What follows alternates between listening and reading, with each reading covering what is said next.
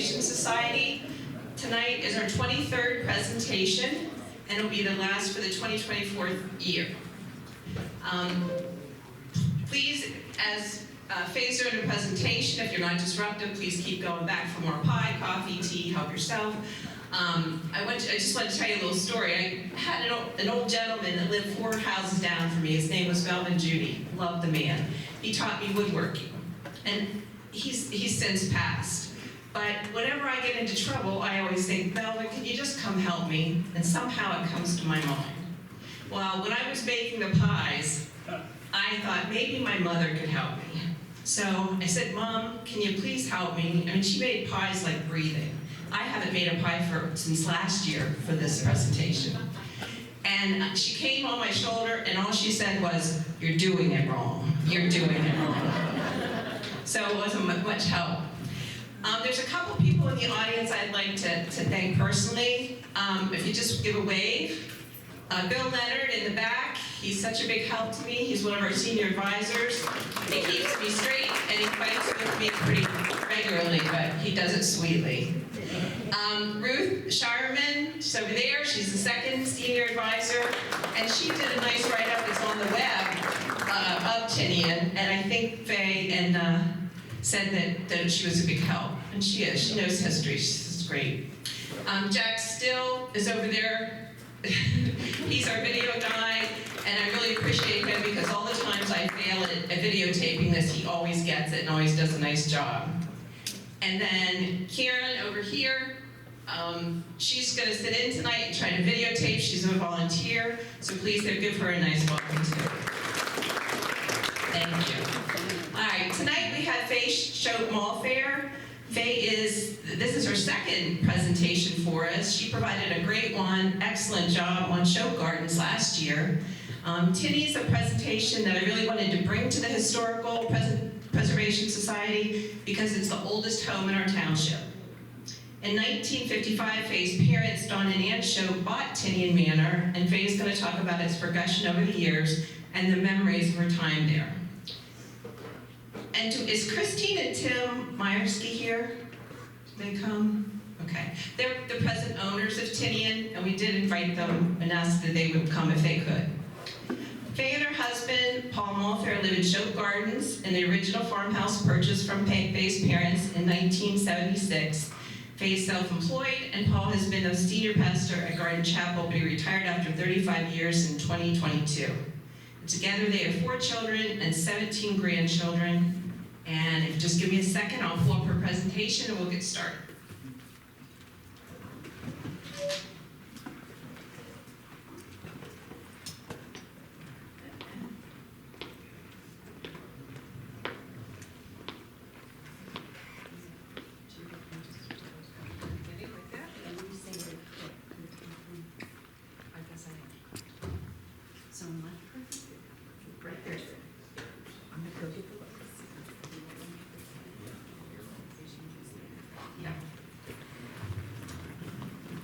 Okay, so she gave us some introduction. I am self-employed. I have done residential cleaning for 36 years. Most of my friends are retired. I thought about retiring, but then I decided this is my exercise program, and they're paying me for this. So I decided I'm just gonna keep working until I can't anymore. My husband, as she said, retired 3 years ago, but actually he's not retired because he does small engine repair. That means lawnmowers, weed whackers, trimmers, you name it. So all this stuff is usually sitting in our driveway. I lived in a farmhouse till I was 3 years old in Shope Gardens. My parents had bought it way back, and I will tell you about that a little bit later on. And then we got married in 1974, and we bought the house in 76, like Nancy said, so we just celebrated our 50th wedding anniversary in May, and so Paul actually lived in the farmhouse for 48 years, but I actually lived there for 51 years total. So I decided to break this presentation down into 3 parts. The first part will be on Tinian Manor and Colonel James Burd, who had the house built. The second segment will be about my parents from the time they married and their purchase of the Young's Farm which eventually became the community of Shope Gardens. And then the third segment will be the changes made to Tinian Manor and on the development of the acreage surrounding the historical home. But before I get started, I want to say I didn't want to reinvent the wheel. So now that I know that Ruth Shireman is here, I could have just had her do this part. I thought, you know what, I went on and looked at what she wrote, and I thought, I'm not going to drive myself crazy with all the historical facts. She did a great job. So a lot of this information in the first section comes from what Ruth has posted, also what my sister Shirley had written when my parents were still living there. So if you hear a lot of information, it's coming from her. Also, I didn't want to bore you with too much historical history, so hopefully you get an overview of Tinian Manor, the house itself, and also about Colonel James Burd. Let's go back. Hey Nancy, if I want to go back, how do I go back? I clicked a little too fast.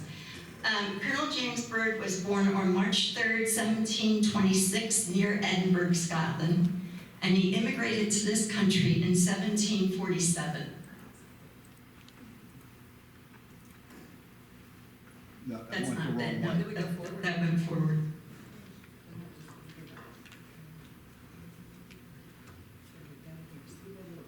Go down to the bottom. Right there. Right there. One more. Yep, thank you. So he immigrated in 1747 when he was 21 years old. His family was somewhat prominent and they did own property. James was the oldest of 11 children, and he also received a good education. By the age of 22, he was living in Philadelphia and he became a merchant. James Burd married Sarah Shippen, who was the only daughter of Edward Shippen, who at that time was a former mayor of Philadelphia, and later he became a prominent citizen of Lancaster. All total, Sarah bore 11 children, 8 of which lived to maturity. In 1752, James and Sarah Burd moved their young family to Shippensburg, which at that time was a frontier village founded by her father, Edward Shippen. Burd managed his father-in-law's vast land holdings, and then he, now known as Shippensburg, he also helped in the fur trade and in Indian affairs. When Burd became involved in the French and Indian War in 1756, his family moved to Lancaster, and they resided there for the next 10 years.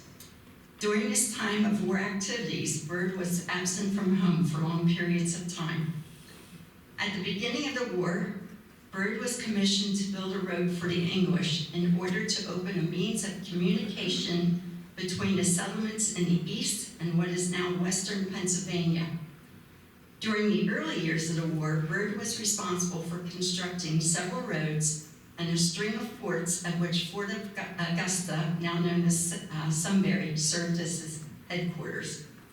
He rose from captain to colonel in a few years, and by the close of the war, was designated senior officer of the Pennsylvania forces. In 1736, the first state road was completed, running from Lancaster and crossing the Swatara Creek at Middletown to Shippensburg. Middletown was founded in 1755 by George Fisher due to it being situated halfway between Lancaster and Carlisle. It is the oldest community in Dauphin County. James Burd was a friend of George Fisher, which was his connection to Middletown. In 1765, Burd resigned his military duties and sought land to build a house for his ever-increasing family. 2 miles from Middletown, along the Susquehanna River, was his choice. He bought 500 acres in 1766 and began the construction of his house soon thereafter. Burd, now a well-known military figure, was elected Proprietary of Lancaster County. The Burds moved into their new home, Tinian, in 1768. Until 1785, when Dauphin County was formed, Tinian was a part of Lancaster County. Tinian was the name chosen by Colonel James Burd for his home built by John Annis, who was a contractor from Lancaster. The natives of a South Pacific island named their island Tinian because of its unsurpassed views. When Burd looked over his 500 acres and over the narrow stretch of valley, he could see the Susquehanna River beyond, so the name Tinian seemed appropriate for his homestead. Tinian, as Nancy said, is the oldest home in Lower Swatara Township. The 2.5-story house was built out of rough stone with 13 window cases, 9 pair of shutters, 2 door cases front and back with a pediment over the front door. John Annis also built some of the original furniture, including 2 large tables for the kitchen, a dough trough, bed frames, a large writing table, and a tea table. Tinian Manor served as the first bank, jail, and courthouse of Dauphin County. As justice of the peace, Burd would have had reason to confine a wrongdoer for a short period of time until justice could be meted out. The jail-like bars in the windows are still intact to this day, and the temporary prison was located in the cellar. The massive whipping post in the center of the room, known as the whipping post, was probably just that, because whipping was practiced at that time in the colonies. The gate at the cellar's outside entrance is a near replica of the original one, foolishly discarded in 1955 by my dad when he purchased the property. It was suggested, I did see this, but I will have to put a disclaimer on this statement. It was suggested that there were visible blood stains as late as 2012 on the cellar walls, alleged to be the blood from prisoners who were flogged. However, I did check with my brother Donnie to confirm this. The cellar was power washed numerous times, so any blood that was there should have been gone at some point. The 3rd floor, virtually still intact, served as Bird's office and courtroom. This is a picture of my brother Donnie looking out the window of one of the 3 rooms in the attic, and there were 3 definite rooms, almost as big as bedrooms actually, in the attic. That's where the courthouse and Bird's office were located. The other picture is of my dad in the cellar. This was a newspaper article about Tinian Manor. The heading above the words "First Jail" says, "George Washington warmed his toes here." On the attic walls are pencil drawings of Orville and Wilbur Wright's airplane. And I went to thank the Mayorskis because I had texted Tim and asked him if he could send me a few pictures. And I had asked him specifically to send me this one because I remembered it clearly being on the attic walls. The contractor's original itemized and receipted bill in the archives at Harrisburg indicates a bench for the office.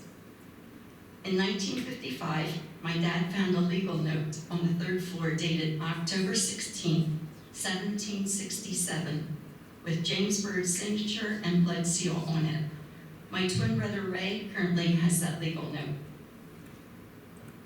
The peak of the house above the courtrooms in the attic served as the bank, where the neighbors stored their bags of silver and gold.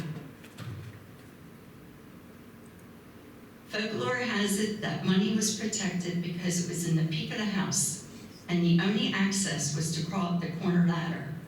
Anyone who was considered a possible thief would have had their hands cut off trying to gain access. This is a picture of my twin and me a million years ago. Burd, who was active in the church, was asked to lay the cornerstone in 1767 for St. Peter's Church, located on North Union Street in Middletown. In 1774, Burd was instrumental in garnering local support for the Colonial Congress in its opposition to the Crown. James Burd helped pen and sign the Middletown Resolves, a group of resolutions formally protesting the oppressive acts of the Britain's Parliament against the American colonists 2 years before the War of Independence. Burd took part in the beginning of the Revolutionary War. The most notable men of the French and Indian War and the Revolutionary War were entertained at Tinian, including George Washington. Burd resigned his military duties at the start of the Revolution. Several reasons caused his resignation. a disagreement over rank supposedly was a major factor, Colonel Burd continued to farm his plantation with his large family of servants and slaves. In 1784, Sarah Shippen Burd died. This is Sarah Burd after 11 children. It was almost too much for Burd to accept. When Colonel James Burd died in 1793, he was serving as one of the county judges for Dauphin County. He was buried beside his wife, Sarah Shippen, in the old Presbyterian church graveyard at the corner of Union and High Streets.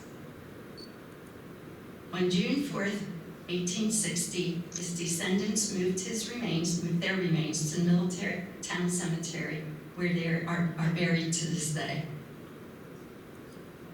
This placard in High Spire along Route 230 highlights some of Colonel James Byrd's accomplishments. It says, Tinian, home of Colonel Burd, is still standing on the opposite hill. Burd was a road builder of Braddock's expedition, French and Indian War commandant at Fort Augusta, patriot and a soldier of the Revolution. This placard at the Middletown Cemetery says, Colonel James Burd of Tinian, able and gallant officer in the colonial wars, author of the Middletown Resolves for Independence, June 1774, and wife Sarah Shippen lie buried near the entrance of the Middletown Cemetery. The next date I have for Tinian Manor is 1836. Michael Ulrich bought Tinian for $6,225. It remained in the Ulrich family until 1924. In 1924, it was passed to Daniel Kiefer, whose estate sold it in 1934 to Allen and Edward Nisley, two brothers of Middletown, for $7,500. In 1935, Tinian was surveyed by the Historical American Buildings Survey, and this photo shows that the house was deteriorating. On August 30th, 1955, my parents, Don and Ann Shope, bought the Tinian Manor farm. After my dad died and we were cleaning out my dad's house in Palmyra, we found paperwork that showed that he paid $90,000 for the house and farmland surrounding it. By today's standards, that would be approximately $1,050,000, give or take. In the 1990s, my twin brother Ray and his wife purchased the house for my dad. They put an addition onto the house. This is my dad prepping for a garage and an additional room above.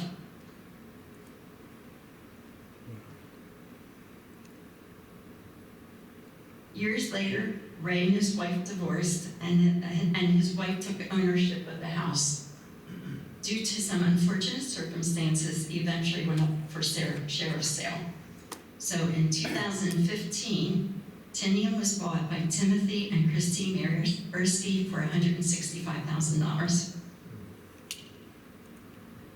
I think Colonel James Burd would approve of the privacy fence that the Mayorskis put around a good bit of property. Since one of Bird's responsibility was building forts, the fence actually gives Tinian Manor somewhat of a fort-like look. This brings me to the second segment of my presentation. So for those of you who weren't here for the Shope Garden presentation I did in March of 23, well, for those of you who were here, you have heard this portion. However, let me ask you, how many of you walk into a room and within seconds you can't remember what you were going for? Okay, that's why I thought it was safe to repeat this part, because a year and 8 months have gone by, so I think I'm good.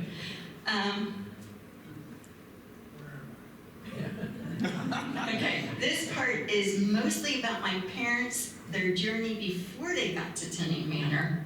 I also included this part because, like I said, for those of you who weren't here, last year also, the purchase of the Youngish Farm that became Shope Gardens, I really think contributed to why my dad bought Tinian Manor and the farm. I think he saw a vision for what he was going to be doing.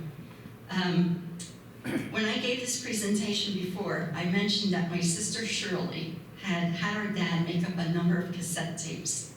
And on those cassette tapes, he gave a lot of history about himself and our mom, about them buying the Youngish Farm that eventually became Shope Gardens, his transition from being a farmer to becoming a real estate developer, and his purchase of the Nisley farm in Rosedale known as Tinian Manor, and lots of other information that really I wasn't aware of.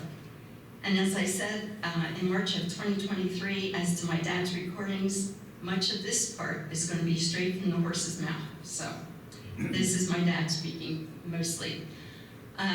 My dad grew up in the Middletown area. My mom grew up in the Shellsville area. My parents were married in February of 1944, and they became house parents on one of the Hershey units, but it didn't take my mom long to decide that being a house parent of 21 boys was not for her. So after 2 years, they resigned, and my mom went to work in a factory. My dad continued to work for Hershey on one of the farms, and they rented a house in Homestown. But Dad's real desire was to have a farm of his own. The Simon Young's farm on Nisley Drive became available, and my parents bought the farm on September 24th, 1945, with a mortgage held by my grandpa, Eli Shope.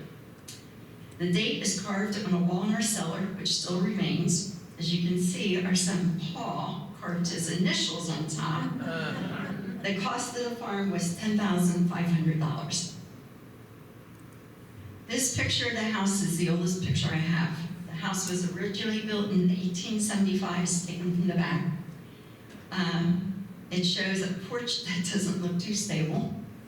There was no electric in the house, and there were rats running in and out of the house when my dad bought it. And Dad used to say he took a shotgun to bed when he first bought it. This picture is taken from the silo, and this is at the farm.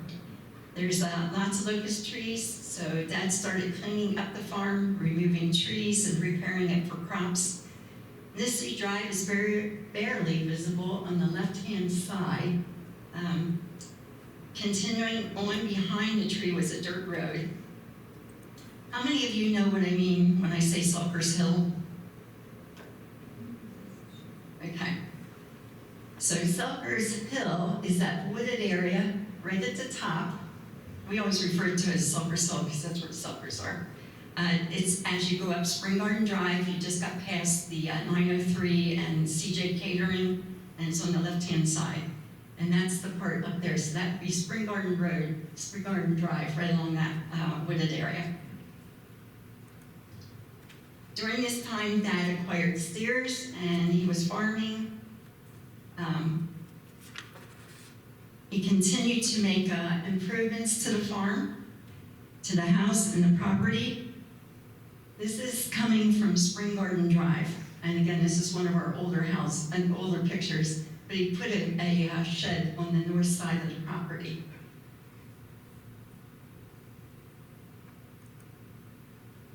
This picture shows that the original exterior of the house was wood boards. The roof actually looks like there's moss growing on it. Looks like it's a little fuzzy. In November of 1945, my sister Shirley was born. This is a picture of my mom and my sister Shirley. It's taken right outside our back porch steps. Paul and I enclosed the back porch in 1976. This is when Shirley is a little older, and she is standing where Burd Road would eventually be. And again, you can see Sulphur's Hill in the background there, the wooded area. Soon after Dad and Mom purchased the farm in 1945, a gas line was put in. It runs across the southern portion of the farm. Then in 1947, Dad was approached about land needed for the turnpike. The turnpike was located also on the southern border of the farm. It went through a heavily wooded area of the farm and about a half acre of actual farmland. Numerous times Dad was asked to sell off part of the farm as building lots, but he always said no. But in 1949, a friend of my parents went to buy a building lot from the farm. At first Dad said no, but the more he thought about it, there was 1.5 acres of land that was separated from the rest of the farm by the turnpike.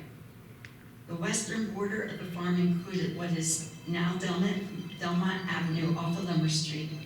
This 1.5 acres of land was located as you go under the turnpike bridge on Lumber Street, heading towards High Spire on the left-hand side up on the hill.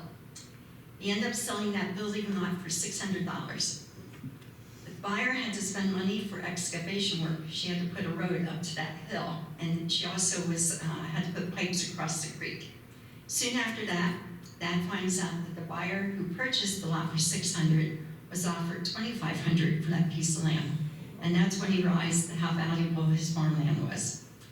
So Dad purchased some land from Mr. Nisley, who owned the Tinian Manor farm at the time, for $1,000. To Mr. Nisley, that land was either swampy or it had too many trees on it. Dad managed to get 8 building lots off of that piece of land.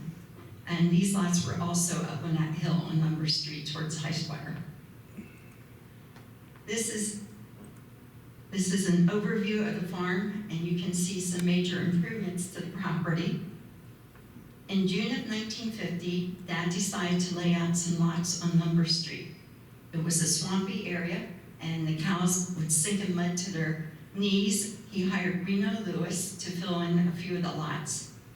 He put a sign up on a Sunday in July 1950, lots for sale, $300 each. Immediately, people started calling. Dad told them it was first come, first served Monday morning, and on Monday morning, there were 12 people interested. I included this picture so you can see what the hill looked like on Number Street behind that ranch house. Though this picture was actually taken in August of 1961, but that's where Delmont, the area close to Delmont is. And that hill was pretty high. In 1951, 1952, 8 houses went up. In 1952, 1953, there was a slowdown. Dad continued to farm and helped with building. In 1953, a man by the name of Richard Zimmer, who worked for Prudential Life Insurance, approached Dad and told him he had 5 clients looking for building lots. Richard had a brother, Theodore Zimmer, who was in the building business. So Dad's lawyer decided to check Richard out, and he felt he was definitely a reliable person. Dad decided to go into the building business with these 3 men. So here's Richard, there's Richard Brinton, and here's Theodore Zimmer. He went into business with them even though he was never officially a part of the company that they formed. Dad owned the land, and he did much of the excavation. The name of the company was Dolphin Homes Incorporated, and they would begin building homes on the farm. I included the pictures of Richard and Theodore, so that you know where Richard Avenue and Theodore Avenue come from in the gardens. The Dolphin Homes office was located next to the farmhouse at 103 Nisley Drive, where my neighbor's 2-story home is now located. That's the office. At this time, Olmsted Air Force Base was expanding, and families who lived on the base had to find other housing. There were approximately 375 families who needed to move off the base. Starting a development during this period almost guaranteed success. A billboard advertises the new development, although as you can see, it says Shope Gardens rather than Shope Gardens. At that point, there really were no other housing developments I'm aware of in Lower Swatara Township. Most people probably lived in town. The development at Rankwell off of Lumber Street wasn't built until the 1960s. Early on the morning of December 3rd, 1954, my twin brother Ray and I were born at the Harrisburg Hospital. I said this last time. Any of you ladies who have given birth will appreciate this. Ray and I together were 4 ounces shy of 16 pounds. And Paul and I just took a trip out west, and of course we had to get on an airplane several times. And I tell everybody that's why I'm claustrophobic, because of my twin brother Ray. This is a picture